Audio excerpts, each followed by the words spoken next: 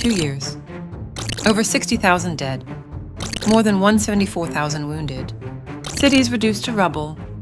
This is a nation besieged and a world divided. 2 years of relentless war have left Gaza in ruins and Israel scarred by loss, grief, and political fracture. The conflict has drawn in the region and the world, with alliances shifting, protests erupting, and ceasefire talks stalling. Amid destruction and despair, millions of lives are shattered, and peace remains a distant, fragile hope.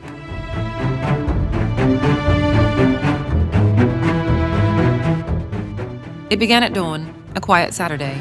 On October 7, 2023, the sky above southern Israel was still blue when the first rockets roared out of Gaza. Within minutes, they darkened the horizon. What came next would change the course of history. Thousands of Hamas fighters broke through the border fence on motorbikes, trucks, even paragliders. They moved fast into kibbutzim, homes, military bases, and a music festival where revelers had gathered for peace. The attacks were brutal. By nightfall, around 1,200 Israelis were dead, most of them civilians. The images that followed were unbearable. Burnt-out houses, terrified families, bodies lying in the open. 251 people were dragged into Gaza as hostages, men, women, children, the elderly. Israel was caught off guard. Its intelligence had failed. Within hours, Prime Minister Benjamin Netanyahu went on television, "We are at war." And so began Operation Swords of Iron, a campaign that would not stop for the next 2 years.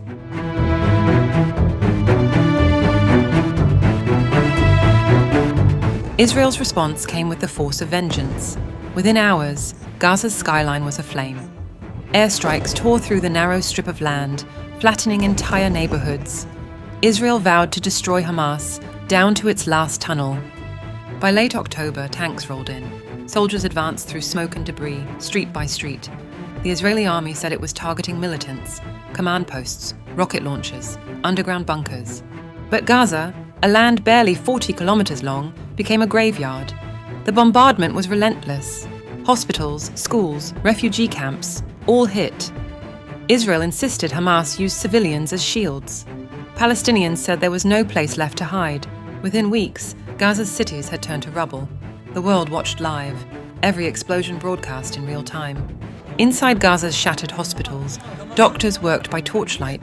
There was no anesthesia, no fuel, no sleep. Some performed amputations by hand. Of the 36 hospitals that once served Gaza, 34 were either destroyed or crippled. Ambulances were bombed, medical teams killed.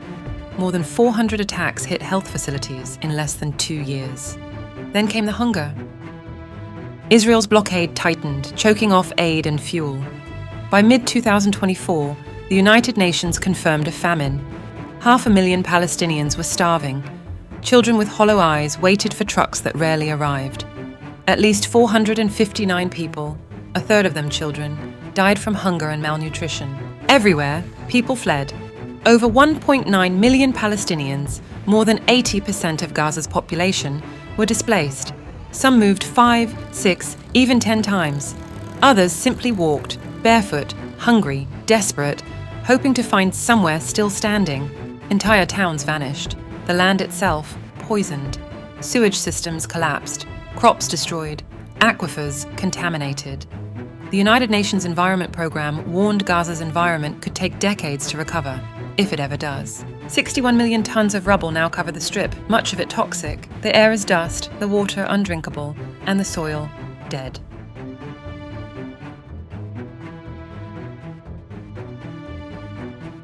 While Gaza burned, Israel bled too. The massacre of October 7th left deep scars, emotional, political, and generational. During the surprise attacks by Hamas, around 1,200 Israelis were reported killed, most of them civilians. More than 1,000 Israeli soldiers have since died in combat, most of them young conscripts. On the eve of the war's second anniversary, Israel's Defense Ministry confirmed that a total of 1,152 security personnel have been killed since the war erupted. Over 6,500 relatives have joined the bereaved. Most of the fallen were young men in mandatory service. Thousands more are injured. Within Netanyahu's coalition, fractures widened. Some ministers demand total occupation of Gaza, others warn of a forever war. The Prime Minister himself faces mounting protests, accused of prolonging the war to save his political career. Israel's unity, forged in the ashes of October 7th, is fraying.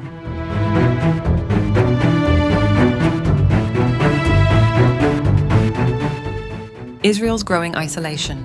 When the war began, Western capitals stood shoulder to shoulder with Israel. The message was clear: every nation has the right to defend itself. But as the months passed and Gaza's death toll soared, sympathy began to shift. Images of bombed hospitals, starving families, and mass graves flooded social media. The narrative of self-defense began to blur into something darker. By the war's first anniversary, global protests had erupted. In London, Paris, Washington, Sydney, Amman, Jakarta, they chanted, "Ceasefire now." At the United Nations, Israel found itself increasingly isolated. Once close allies of Israel now started recognizing Palestine, something that, even in dreams, the world had not imagined possible. Resolutions demanding a halt to the bombing gained overwhelming support. The International Criminal Court began probing allegations of war crimes and genocide. Then came the Doha strike on September 9, 2025, pushing Israel towards an even more isolated position. Even Israel's closest ally, the United States, showed cracks.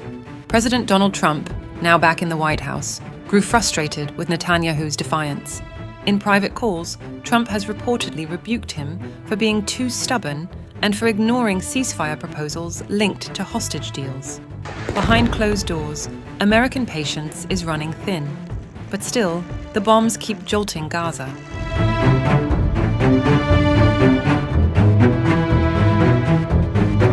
The Gaza war didn't stay in Gaza. Saudi Arabia froze its talks to normalize relations with Israel, insisting that no deal could proceed without progress toward a Palestinian state.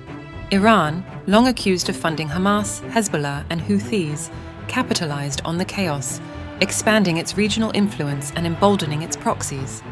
In Yemen, the Houthis increased attacks on the Red Sea and Israel, signaling their support for Palestinian groups. In Lebanon, Hezbollah launched cross-border attacks, threatening to open a second front. Egypt, meanwhile, became the reluctant gatekeeper, mediating ceasefires, managing refugees, and keeping its own border on edge. The war shattered the illusion that the Middle East had moved past the Palestinian question. Instead, it reminded the world that peace built on silence is no peace at all. And amid it all, the numbers, the politics, the rhetoric, were the people. In Gaza, a young girl writes her name on her arm before she sleeps. She tells her brother, "So they'll know who I am if I die." In Israel, a father keeps his daughter's shoes by the door, waiting for her return. She was taken hostage 2 years ago. No one knows if she's alive. A doctor in Khan Yunis performs surgeries in a tent. A soldier in Tel Aviv stands at attention, saluting a flag draped over a friend's coffin. Different sides, same grief.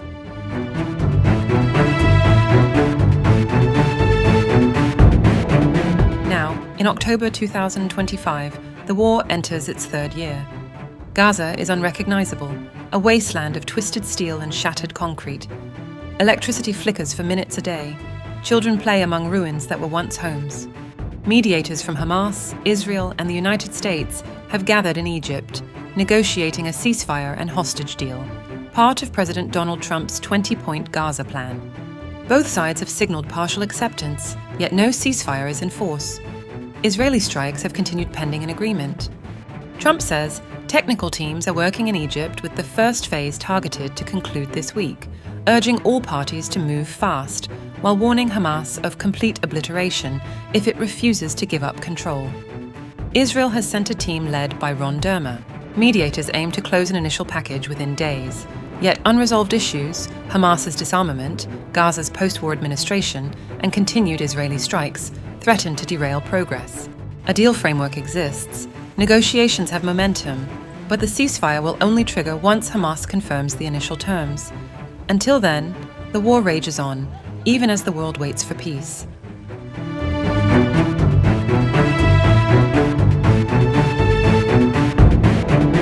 Two years on, the world asks the same question it did on day one. How did we get here? And perhaps the harder one, how do we get out? Because in the end, there are no victors in a war that devours the living and the dead alike. No triumph in the ruins of homes or the silence of classrooms. No justice in the starvation of children or the mourning of parents. Peace remains the word everyone uses, but no one achieves. The guns may one day fall silent, they always do. But what comes after, that's what defines us. 2 years, 2 million shattered lives. And still the world looks away.